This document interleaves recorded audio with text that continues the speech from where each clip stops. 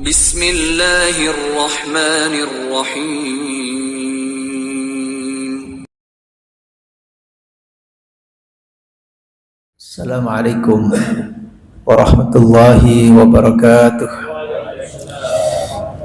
Alhamdulillahilladzi anzala ala abdihil kitaba wa lam yaj'al lahu iwaja. Asyhadu an la ilaha illallah wa asyhadu anna Muhammadan abduhu wa rasuluh. Arsalallahu basyiran wa nadhira wa da'iyan ila Allah bi'idnihi wa sirajan munira. Allahumma salli wa sallim wa barik ala habibina wa rasulina wa qudwatina Muhammadin sallallahu alaihi wasallam wa ala alihi wa ashabihi ajma'in wa sallama tasliman katsira. Allahumma anfa'na bima 'allamtana wa 'allimna ma yanfa'una wa zidna ilma. Allahumma inna nas'aluka as-sidqa wal ikhlas bin niyyati wal qawli wal 'amal. Bismillahi tawakkaltu 'ala Allah wa la hawla wa la quwwata illa billah, amma ba'du. Hadirin Bapak Ibu jamaah salat Isya, dilanjut dengan tarawih Masjid Al-Hidayah rahimakumullah. Tentu mengawali kultum singkat malam hari ini, kita mari saling mengingatkan untuk terus belajar bersyukur. Ya, jangan bosan untuk selalu bersyukur kepada Allah Subhanahu wa taala sampai kita menjadi abdan syakura. Hamba-hamba Allah yang pandai untuk mensyukuri nikmat-nikmatnya. Karena dengan nikmat-nikmat itu dan dengan syukur itu akan membuka pintu-pintu nikmat-nikmat berikutnya. Salawat dan salam kita haturkan untuk junjungan kita Nabiullah Muhammad Rasulullah sallallahu alaihi wasallam. Hadirin Bapak Ibu yang kami hormati, kita sekarang ini berada di satu era yang disebut disrupsi, ya. Macam-macamlah orang menyebutnya, yang ditandai dengan adanya perubahan besar-besaran, ya, akibat kemajuan teknologi dan adanya inovasi-inovasi. Dulu kita nggak seperti ini, ya. Sekarang kadang-kadang orang terlalu dinabubukkan dengan kemajuan teknologi. Ya, semuanya serba tersedia, semuanya serba mudah, semuanya berdampak kadang-kadang juga negatif. Kemajuan-kemajuan ini sebenarnya punya dua sisi. Di satu sisi dia bisa memberikan manfaat, karena kemajuan teknologi tentu juga diharapkan dari kemajuan itu kemaslahatan yang didapat. Tapi kadang-kadang juga berdampak negatif, ya, ketika kita tidak memiliki nilai-nilai dan dasar-dasar yang mendasari bagaimana kemajuan itu memberikan kontribusi kebaikan, bukan sebaliknya. Di tengah perkembangan seperti ini, Bapak sekalian, seringkali orang itu kemudian ditantang. Apakah agama itu masih berfungsi? Apakah nilai-nilai dan prinsip-prinsip agama itu masih berguna? Sering kadang-kadang ditabrakkan antara modernitas, antara kemajuan dengan prinsip-prinsip keyakinan dan nilai-nilai agama. Ini tantangan tersendiri, ya, tantangan tersendiri. Yang kita inginkan justru hadirahumullah, kemajuan-kemajuan yang dicapai, peradaban yang dicapai oleh manusia ini mestinya, ya, mestinya akan bisa memberikan nilai kebaikan dan keberkahan kalau pondasinya itu tetap di dalam koridor ta'abbud kepada Allah Subhanahu wa taala. Karena itu saya ingin menyampaikan satu hadis Nabi Shallallahu alaihi wasallam, singkat mudah-mudahan bermanfaat. Hadis ini diriwayatkan oleh Abu Dar, Jundub ibn Junadah, wa an Mu'ad bin Jabal radhiyallahu anhuma, dua sahabat Nabi, Jundub ibn Junadah dan Mu'ad bin Jabal. Keduanya mendengarkan langsung apa yang disabdakan Nabi Shallallahu alaihi wasallam. Dan mudah-mudahan nilai hadis ini akan bisa menjadi pondasi, ya, menjadi guidance lah bagaimana kita menatap berbagai macam kehidupan dan dinamika kehidupan kita ini. Annahu sallallahu alaihi wasallam yaqul ittaqillaha haitsu ma kunta wa atbi'is sayyi'atal hasanata tamkhuha wa khaliqin nasa bi khuluqin hasanin. Al hadis rawahu at-Tirmidzi. Sederhananya hadis ini memberikan satu bingkai pemahaman seperti ini. Pesan Nabi Shallallahu Alaihi Wasallam. Pertama adalah ada 3 pesan di sini. Yang pertama, ittaqillaha haitsu ma kunta. Bertakwalah Anda kepada Allah itu dimanapun dan dalam keadaan seperti apapun. Ini luar biasa sebenarnya. Kita diajarkan oleh Islam ini untuk selalu merasa hidup dalam kontrol Allah. Kita harus bersama dengan Allah. Kita hidup itu untuk mengabdi kepada Allah. Itu sudah kita ikrarkan dalam salat kita. Inna salati wa nusuki wa mahyaya wa mamati lillahi rabbil alamin. Kita nggak ada apa-apa dalam hidup ini kalau tidak ada orientasi, keyakinan dan pikiran kita bahwa apapun yang kita lakukan dari mulai menjelang tidur sampai bangun tidur itu kalau bukan karena Allah Subhanahu wa taala.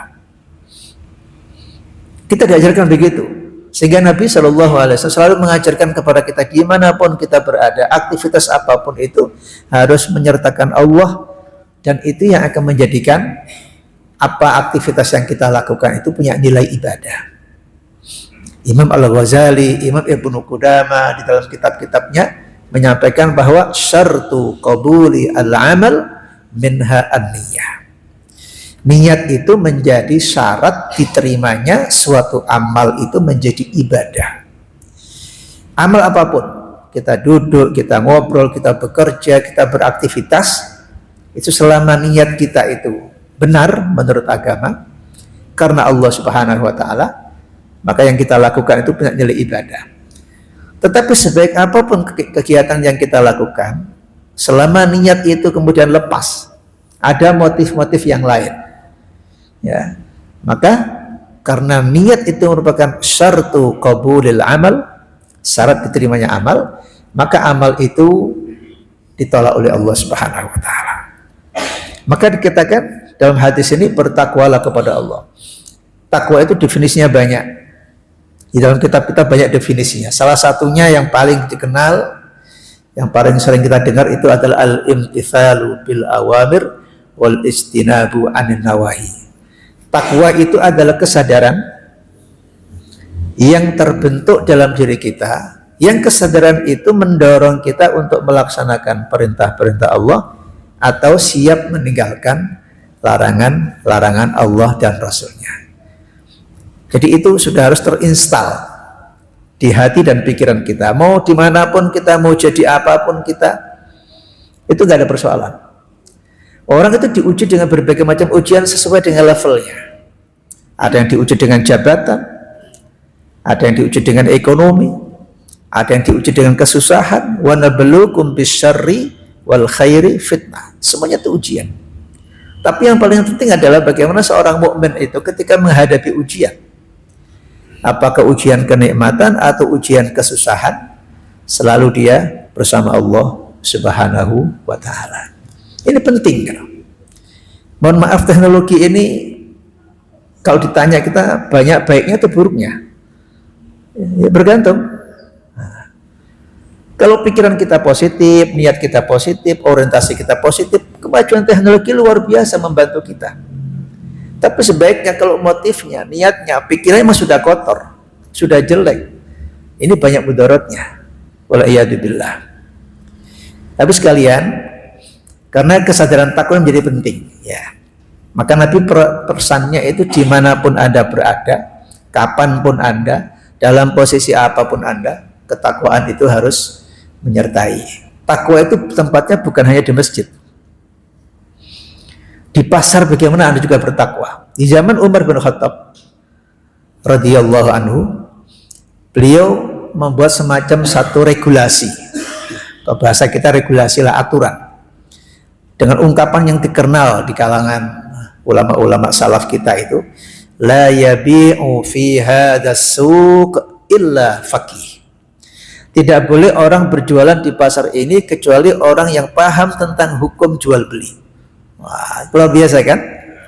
Orang jual di pasar itu dia harus paham tentang hukum berkaitan dengan jual beli. Supaya apa? Jual belinya itu benar, barokah, tidak ada unsur penipuan, tidak ada unsur guru dan sebagainya. Itu bermakna bahwa apa? Ketakwaan itu juga dibawa ketika di dunia ekonomi, di dunia pendidikan, di dunia seni, termasuk di dunia politik sekalipun. Ketika tercerabut angka nilai-nilai ketakwaan kepada Allah Subhanahu wa taala, maka semakin jauh hidup kita dari keberkahan. Itu yang pertama. Di takwa ini dimanapun dan kapanpun kita harus belajar sesuai kemampuan kita. Ittaqillaha haitsu ma kunta. Bertakwalah kepada Allah semampumu. Karena masing-masing orang tingkat ketakwaannya berbeda-beda.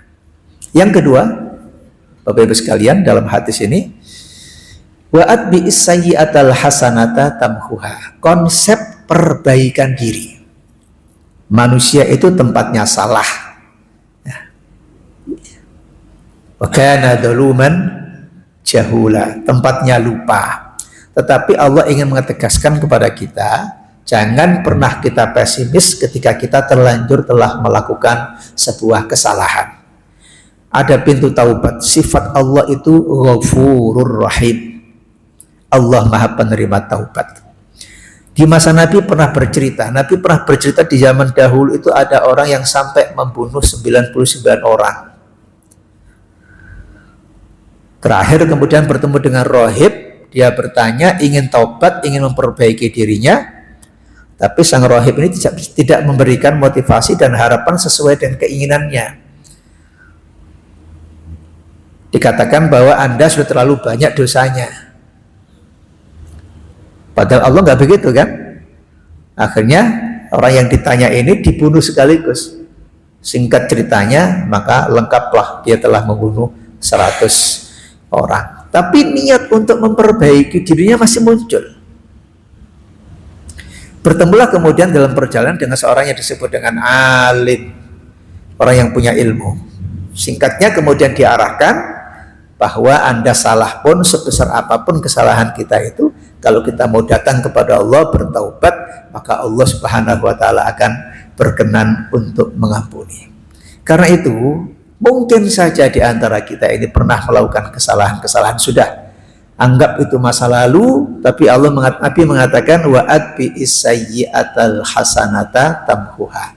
Kesalahan, dosa yang sudah lewat-lewat itu sekarang kita buktikan bahwa kita sekarang tidak seperti dulu. Itu masa lama kita. Kita sekarang perbaiki diri. Dulu nggak pernah sholat, sekarang kita sholat. Dulu nggak pernah puasa, sekarang kita puasa. Dulu kita macam-macam, sukanya yang nggak karu-karuan, sekarang kita perbaiki, tinggalkan itu semuanya, mendekat lagi kepada Allah Subhanahu wa taala. Innallaha Ghafurur Rahim. Allah itu Maha Penerima Taubat. Ini penting sekali. Ya, artinya apa? Konsep taubat. Dan yang paling terakhir yang disabdakan dalam hadis ini adalah wa khaliqin nasa bi khuluqin hasanin. Kesolehan sosial. Kita hidup itu tidak sendirian. Kita hidup itu dalam masyarakat. Kita itu makhluk sosial. Di rumah tangga ada suami, ada istri, ada anak, ada kerabat, ada mertua dan sebagainya. Di kampung kita punya tetangga, Pak RT, Pak RW, tetangga kanan kiri, depan belakang. Di kantor kita punya relasi, ada atasan, ada bawah, ada kolega dan seterusnya. Di medsos pun kita juga punya teman-teman. Nah, kita ini tidak mungkin hidup sendirian. Perintah agama adalah kita ini sebagai seorang mukmin itu harus menjadi orang yang memberikan kebaikan, memberikan kedamaian. Jangan menjadi benalu-benalu di masyarakat. Suatu ketika Nabi dalam forum seperti ini, dalam pengajian di depan sahabat-sahabatnya mengatakan begini, wallahu la yu'min, wallahi la yu'min, wallahi la yu'min. Demi Allah, kata Nabi, tidak sempurna iman seseorang. Itu diulang 3 kali. Sahabat kemudian bertanya kepada Rasulullah, siapa yang kau maksudkan tidak sempurna imannya itu? Padahal kita semuanya ahli sholat, kita semua juga ahli puasa, kok masih tidak sempurna imannya. Nah, ini penting ini terkait dengan kehidupan sosial. Apa kata Nabi? Alladzi la ya'manu jaruhu bawa'iqahu. Iman tidak sempurna kalau orang yang ada di sekitar kita masih merasa terancam dengan kita, masih merasa nggak nyaman dengan kita. Maka tanda kebaikan iman seseorang itu salah satunya itu diukur dengan kebaikan sosial. Nggak cukup ukuran sholat, nggak cukup ukuran pinter ngaji, nggak cukup ukuran ahli puasa. Tapi kalau masih bermasalah dengan tetangganya, keburukan kita itu masih ada, sehingga orang nggak merasa nyaman, bahkan merasa terancam dengan kita, itu tanda imannya masih belum baik. Seorang sahabat perempuan pernah bertanya kepada Nabi begini, ya Rasulullah, ada seorang wanita, dia itu ahli sholat, dia itu ahli puasa, tetapi kata-katanya menyakitkan tetangganya. Ada kan yang begitu kan? Karena suka fitnah, ya, suka ghibah, suka ngomongin orang, gitu kan. Bagaimana pendapat engkau ya Rasulullah? Apa kata Nabi? La khaira fiha hiya ahlun nar. Orang itu tidak baik dan dia bisa menjadi penghuni neraka. Wala iyadillah. Man kana yu'minu billahi wal yawmil akhir fala yu'dhi jarahu. Barang siapa yang beriman kepada Allah dan Rasulnya, jangan pernah lakukan tindakan yang merusak kehidupan kita bertetangga. Bapak Ibu yang kami hormati, 3 prinsip ini kalau kita pahami betul, kemudian kita laksanakan, Masya Allah, ya, kehadiran kita itu dimanapun akan menyejukkan dan memberikan manfaat bagi orang lain. Yang pertama, kita selamat karena kita punya kesadaran untuk bertakwa kepada Allah Subhanahu wa Ta'ala. Waktunya sholat, waktunya kerja, nah, waktunya kerja bakti, begitu seterusnya.